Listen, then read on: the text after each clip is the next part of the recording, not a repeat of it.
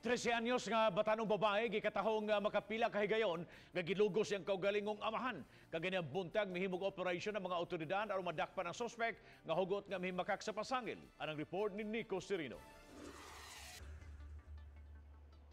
Gi-rescue sa mga otoridad kaganiha kining 13 anyos nga babae nga tinun-an sa grade 7 sa Mabolo. Ang iyang class advisor ang unang nakabantay sa nilihukan ug batasan sa iyang estudyante nga nakapaduda kaniya.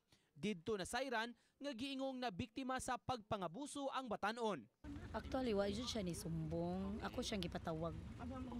Okay, tungod bitaw kay wala na siya bitaw sa iyang una-una kanang tulala siya pirmi ba inana. Oh, nya mo nang ako siyang gipatawag. Kay kanang di na ban siya kanang dili na maayo ba ang iyahang kuan ba niya. Sulod gawas magud siya sa iyang storya. Dili siya kaya mo dipog kanang kuan jud sa nana. Milusad og operasyon ang kapulisan sa Station 4 ug IDMB sa CCPO, lakip na ang mga tanod aron madakpan ang suspect. Ang istorya nga murag pasakitan na pirmi niya, murag attempt na og suicide. So ato lang gidali kay para dili na siya maka-cause og psychological nga abuse sa bata pa.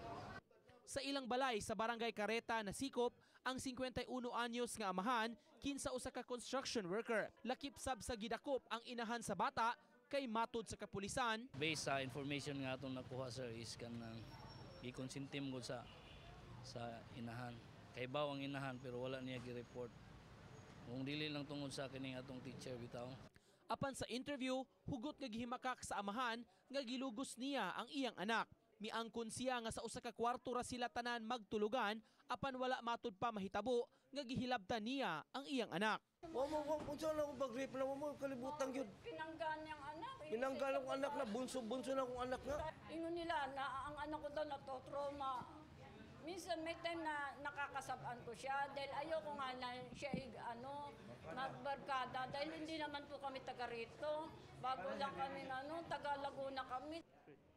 Giturn over sa kapulisan sa pink room ang biktima aron maabagan labi na sa psychological intervention. Uban ni Rod Prado, Nico Sereno, Balitong Bisdok.